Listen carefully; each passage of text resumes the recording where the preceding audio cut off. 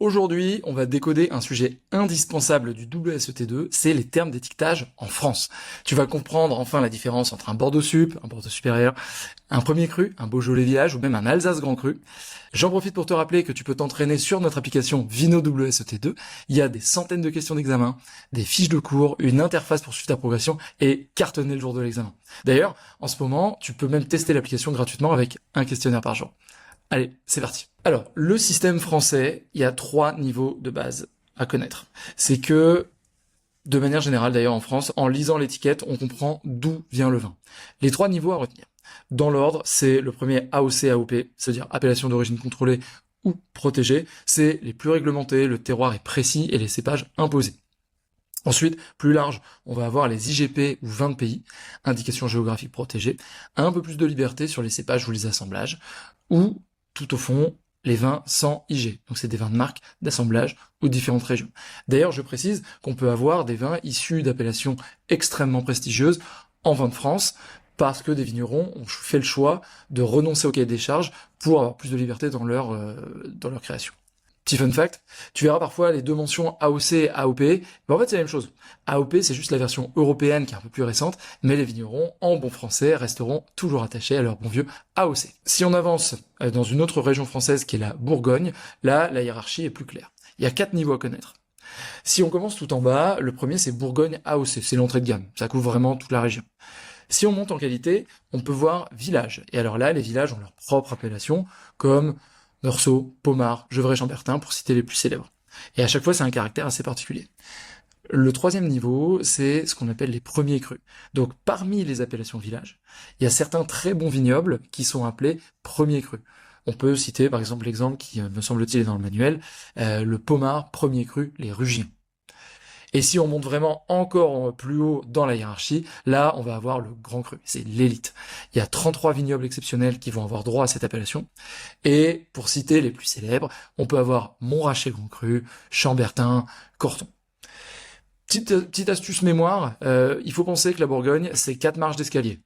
Région, village, premier cru, grand cru. Petite digression. On parle souvent des climats en Bourgogne. Bien sûr, on ne fait pas allusion à la météo, mais à la parcelle. En fait, en Bourgogne, chaque climat est un micro-terroir reconnu depuis le Moyen-Âge. Résultat, c'est plus de 1200 climats, rien que pour la Côte d'Or. On poursuit maintenant à Bordeaux. Bordeaux, c'est le royaume des assemblages et des classements. Ici, on pense vraiment mélange et hiérarchie. Donc si on va dans l'ordre, on commence, du moins qualitatif ou plus qualitatif, on commence par les Bordeaux AOC, qui sont des vins simples à boire jeune.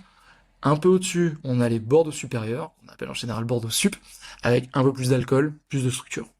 Et quand on monte en gamme, on va avoir les appellations de la rive gauche de la Garonne, hein, bien sûr, faut vraiment imaginer la carte de Bordeaux, avec les AOC du Haut-Médoc et des plus petites et plus prestigieuses, comme Margaux, Pauillac, Grave ou Pessac-Léognan, à grande dominante Cabernet Sauvignon. Et si on traverse la Garonne, on va voir les appellations de la rive droite, comme Pomerol ou Saint-Émilion, qui elles sont plutôt à dominante de Merlot.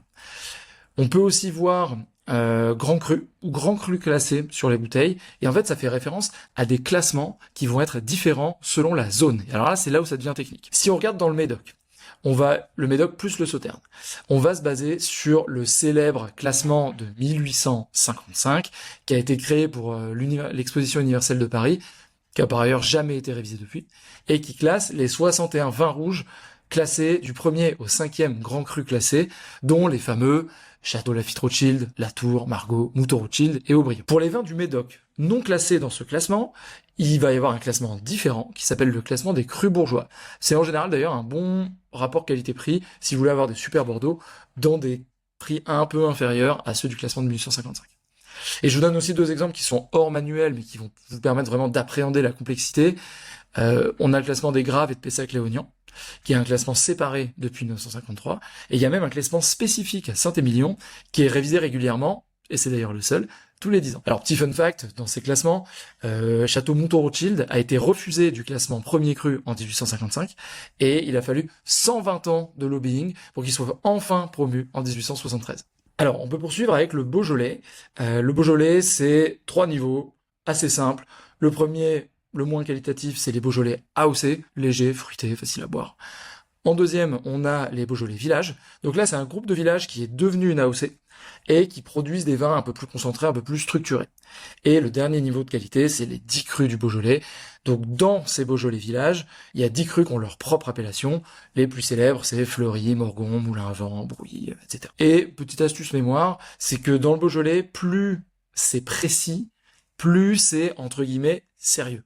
Par exemple, un Beaujolais général va être facile à boire, là où un Morgon, qui fait partie des 10 crus, va être un peu plus intéressant, plus structuré, un peu plus de matière. On poursuit avec l'Alsace. L'Alsace, c'est très clair. Déjà, il y a la bouteille, qu'on reconnaît tout de suite, qui est spécifique à l'Alsace et un petit peu à l'Allemagne.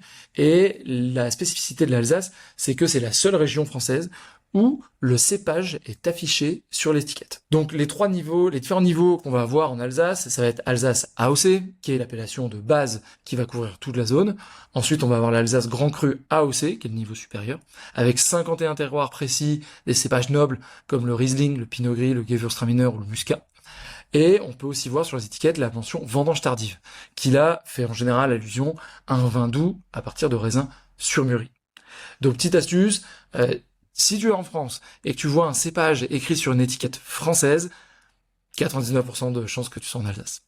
On continue avec la dernière région française, la vallée du Rhône. Donc c'est la même logique que dans le Beaujolais. On commence avec l'AOC Côte-du-Rhône, qui est une appellation régionale générique la plus vaste, en général des vins simples.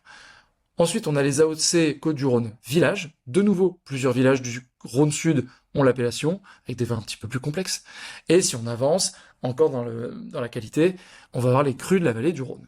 Les vignobles les plus prestigieux ont leurs propres crus.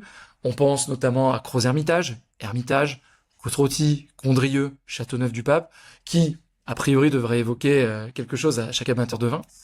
Et d'ailleurs, petit fun fact sur Châteauneuf-du-Pape, ça vient littéralement de l'expression « nouveau château du pape ».